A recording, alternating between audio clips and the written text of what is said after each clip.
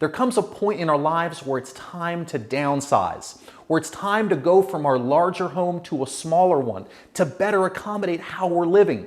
What does that look like? What do you do? Where can you get help? That's next when Selling DC talks about downsizing.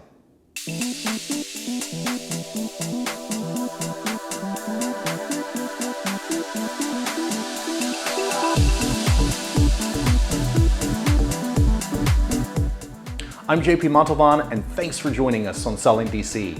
Remember to like, subscribe, and follow so that we can continue to do what we do here, because only 20% of you have subscribed to the channel, and allows us to help you not only buy, sell, invest, but just have a terrific life. And if we can help you here in DC, Maryland, or Virginia, or anywhere across the country by referring you to a great agent, reach out. Visit us at jpsellingdc.com. The decision to make a move is an important one.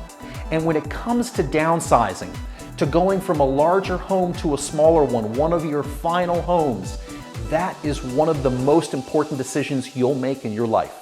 Well, that's what this episode is all about. What does that look like? What does the process of downsizing entail? What should you be thinking about? What should you look for? What kind of results should you expect? That's what this episode is all about. We'll share tips and stories of people just like you who are going through downsizing themselves and how we help them find and make their best move. So talking about the downsize and the agent process. So I know that as we were looking to sell your home, we were also thinking about your buy side in Tampa. That's right. You were purchasing a home that was under construction, and we knew that That's right. it was going to be about 9 to 12 months before you were going to be able to move into that home. Exactly. Right? So the downsize started with a process, a conversation between you and I about a That's year right. before we came to market. So That's right. So there's That's right. pre-planning, We did. right? Never too early to start planning for a downsize. I agree. And I'm so glad I had that time. And I honestly think that if it's at all possible, if people are downsizing, they start early. That they not find themselves with a month to go and, completely overloaded. It is a process, and it's a physical process, but it's also more an emotional process. It's, Absolutely. What can I shed? What Yeah. do I want to bring into my new life? What do I not? And who could enjoy these things? Guys, congratulations. So excited for you. How are you feeling about the condo?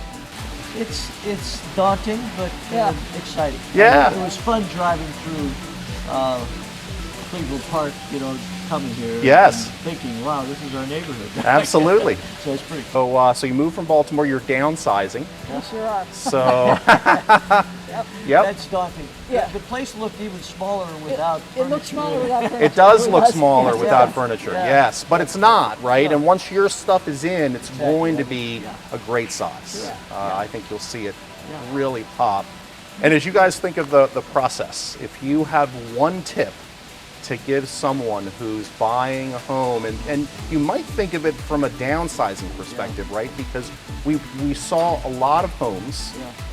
and part of that looking at homes, part of that tour, the search, was about finding just the right amount of space. This is about 1,400 square feet, and really seems to be just the right combination of size and price point. Yeah.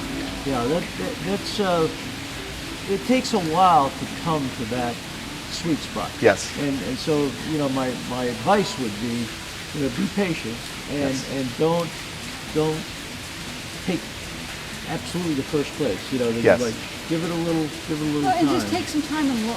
Yeah. I mean, we Yes. went to a lot of open houses just because we were trying to get a feel for the Yeah. area. That's right. And you learn from each one. You're thinking that you're going to move 2-3 years from now. Do one drawer every day or one drawer every week. Empty something. Yes. Give yourself a timetable and make a schedule to empty things. to Yes. start getting rid of stuff. Yes. Because downsizing is a challenge. Yes, well that's one of the questions I wanted to ask you, and I'm really glad that you led into that because downsizing is a challenge. It is. And so that's a great tip to just start every few weeks, just tackle one project, right? Because Even if it's one just bite at a time. right, even if it's just a drawer. Yes. We all have a junk drawer. Yes, How many wooden spoons do you need? yes. You know, how many spatulas do you need? Yes. We got rid of all that stuff. Yes. In fact, we only took place setting for 6 because we're not going to be entertaining. Right. We don't need a lot of dishes. We don't need a lot of china and silver and whatever. So it's gone, and you know what?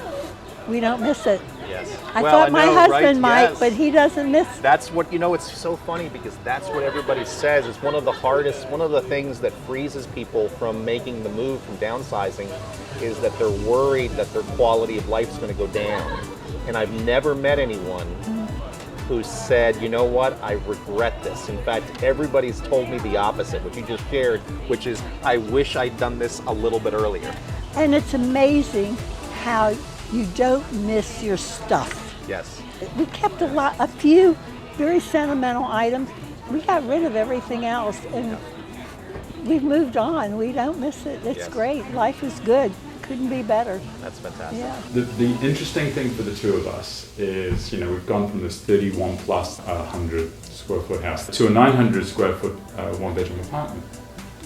And we realized once our children left that we were living in the bedroom, the kitchen, and the living room. And you realize when you don't have family around you, you have a lot of space that you don't use. And if you think about the process, because people are going to be watching this, and you think about what you learned in the process, what tips would you offer someone who is going through this process? If they're looking to sell, if they're looking to downsize, what tips have you learned through this? And we heard this from the people we're working with in moving, is you need to be able to give yourself enough time to pack stuff away. Because, we spent weeks downsizing and going to different organizations that will either take or buy elements that you have in your home, but you need to dedicate that amount of time. You also need to, in a way, step outside of being a homeowner and work with the right partners who can advise you in an area that's very, very emotional. Yes. And work with a partner that can advise you and guide you and understand that there's an emotional connection.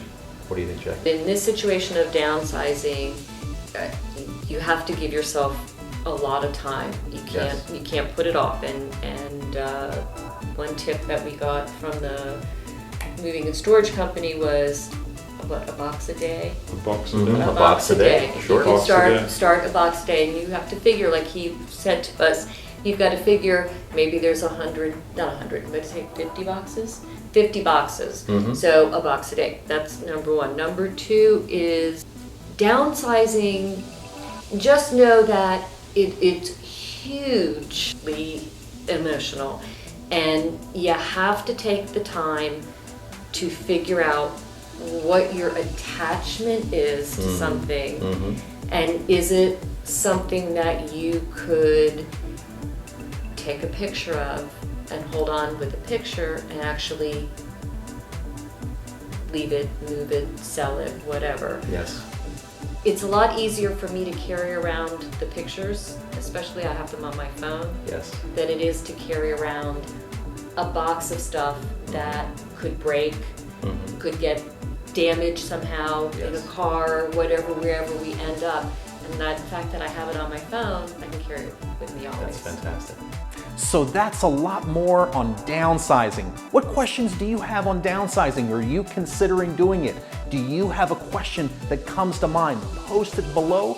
We'd love to hear from you, and we'd love to help. Remember to like, subscribe, and follow. Like, so that we know that this episode helped you.